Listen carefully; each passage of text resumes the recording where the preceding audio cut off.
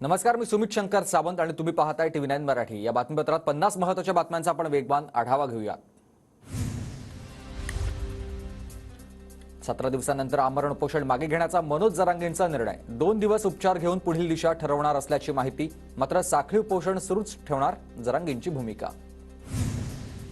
आजपासून अंतरवली सराटीत साखळी उपोषण, राज्यातलं आमरण उपोषण थांबवावं जरांगेंचं आवाहन। संचारबंदी हटवा, पोलिसांनी ताब्यात घेतलेल्या तरुणांना सोडावं जरांगेंची मागणी।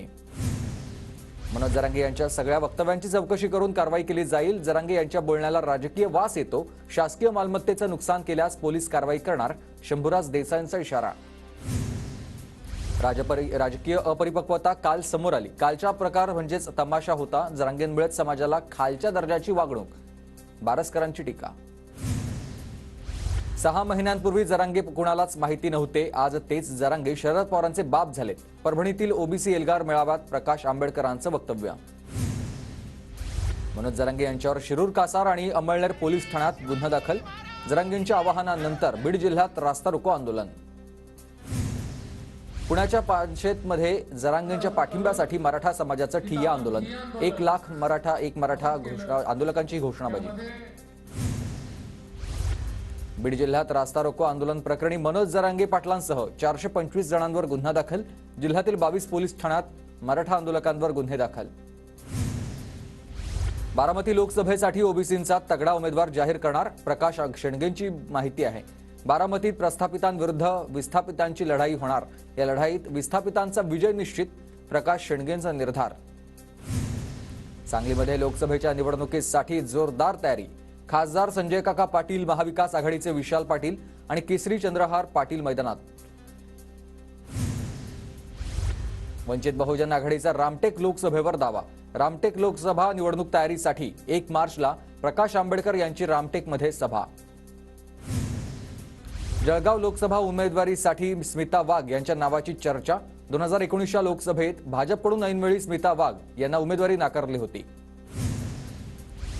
जळगावच्या अंमळनेरमधील शिरूरच्या उपसरपंच कल्याणी पाटील यांच्याशी थेट पंतप्रधानांचा फोनवरून संवाद। कल्याणी पाटील यांनी केलेल्या जलसंधारण, सेंद्रिय शेतीसह विविध कामांचं मोदींकडून कौतुक। सोलापूरच्या माळशिरसमधील सदाशिवनगर येथील श्री शंकर सहकारी साखर कारखान्याची निवडणूक। 21 पैकी 21 जागेवर मोहिते पाटील गटाचं वर्चस्व। अहमदनगरच्या श्रीरामपूर येथील अशोक कारखान्याच्या प्रकल्पांचं नितीन गडकरींच्या हस्ते ऑनलाईन उद्घाटन। व्हिडिओ कॉन्फरन्सिंगद्वारे गडकरी यांनी उपस्थितांशी संवाद साधला। खासदार सुभाष भामरेंच्या पाठपुराव्यानं धुळे रेल्वे स्थानकाच्या आधुनिकीकरणासाठी 9,50,00,000चा निधी। मुंबई पुणे द्रुतगती महामार्गाचं 8 पदरीकरण करण्याचा MSRDCचा निर्णय। 8 पदरीकरणाच्या खर्चात 280 कोटींची वाढ। दुरुस्तीच्या कामांसाठी कोकण रेल्वेचा आज मेगा ब्लॉक। करंजाडी चिपळूण दरम्यान 2.5 तासांचा ब्लॉक। 2 गाड्यांच्या वेळेतही बदल। रायगडच्या उरणच्या चिर्ले गावाजवळ अरुंद पूल कोसळला। पुलाखाली काही जण अडकल्याची माहिती।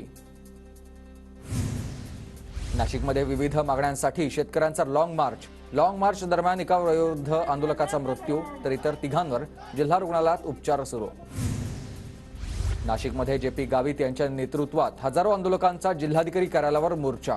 मागण्या पूर्ण होईपर्यंत आंदोलन करण्यावर आंदोलक ठाम आहेत। नाशिकच्या नांदगाव मनमाडमध्ये अवकाळी पावसाची हजेरी। अवेळी आलेल्या पावसामुळे नागरिकांची तारांबळ उडाली। जळगाव जिल्ह्यातल्या चाळीसगाव तालुक्याला वादळी वाऱ्यासह गारपिटीचा फटका। गारपिटीमुळे कांदा पिकासह इतर शेती पिकांचं मोठं नुकसान। बुलढाण्यात गारपिटीसह अवकाळी पावसाची हजेरी। रब्बी पिकांचं मोठं नुकसान। काढणीला आलेल्या गहू, हरभऱ्याचं मोठं नुकसान। बुलढाण्यात शेतकऱ्यांचं अतोनात नुकसान झालंय। रविकांत तुपकरांचा जिल्हाधिकारी किरण पाटलांशी फोनवरून संवाद।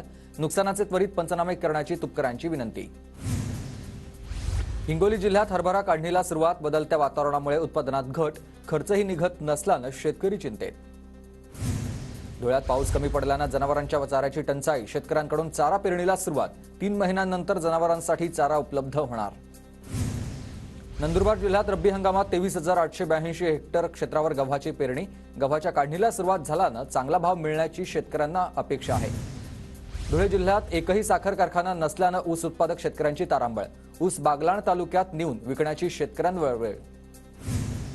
यवतमाळमध्ये झालेल्या पिकांच्या नुकसानीचा मोबदला मिळाला नाही। ठाकरेगडाकडून कृषी कार्यालयावर मोर्चा।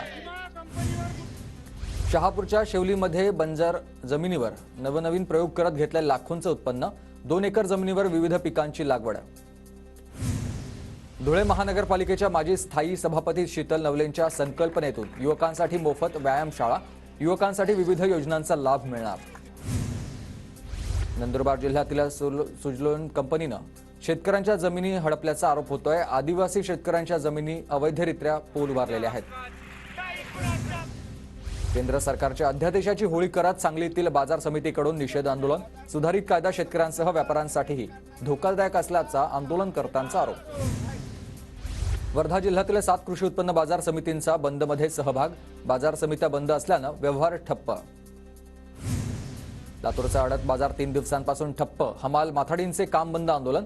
अडत बाजार बंद तर मजुरी 50% वाढ करण्याची मागणी. सांगलीत जिल्हा हमाल पंचायत आणि तेलाईदार संघटनेचं धरणं आंदोलन. माथाडी कायद्यातील दुरुस्ती विरोधात कामगार आक्रमक. नागपूर गोवा शक्तीपीठ महामार्गाला कोल्हापूरच्या कागल तालुक्यातील शेतकऱ्यांचा विरोध. शक्तीपीठ महामार्ग विरोधात कृती समितीच्या माध्यमातून लढा सुरू. बुलढाण्याच्या लोणार तालुक्यातील अजिसपूर गावाजवळ विदर्भ राज्याच्या निर्मितीसाठी रास्ता रोको आंदोलन. 6 वर्ष पूर्ण असतील तेव्हाच पहिलीत प्रवेश. सर्व शाळांनी प्रवेशाच्या वेळी मुलांचं इयत्ता पहिलीमध्ये प्रवेशाचं वय किमान 6 वर्ष असल्याची खात्री करावी. केंद्रीय शिक्षण मंत्रालयाचे निर्देश. नागपूरच्या वर्धा रोडवर चालत्या कंटकारनं पेट घेतलाय. धूर निघताना दिसल्यानं गाडीतील दोघे थोडक्यात बचावले. पुणे शहराच्या मध्यवर्ती भागात दरोड्याचा प्रयत्न तर महानगरपालिकेसमोर असणाऱ्या पेट्रोल पंपावर 3 ते 4 जणांकडून तोडफोड. नागपूरच्या गुन्हे शाखेकडून 2 पिस्तूल आणि 9 काडतुसांसह एका आरोपीला अटक. मध्य प्रदेशातून नागपूरच्या व्यापाऱ्यांना लुटण्यासाठी आलेल्या एका टोळीतील एकाला अटक करण्यात आली आहे. माओवादी महिलेला गडचिरोली पोलिसांकडून अटक. महाराष्ट्र शासनाचं 6 लाखांचं बक्षीस होतं. पुण्याच्या हवेली तालुक्यातील सोरतापवाडीत छापा टाकत 9,000 लिटर हातभट्टीची दारू पोलिसांकडून जप्त. नाशिकच्या मालेगाव महानगरपालिकेच्या दप्तराची पुन्हा चोरी. शिक्षण विभागाचं दप्तर गहाळ. मनपानं या ठिकाणी नेमलेल्या कर्मचाऱ्यांचं तात्काळ निलंबन करण्याची मागणी.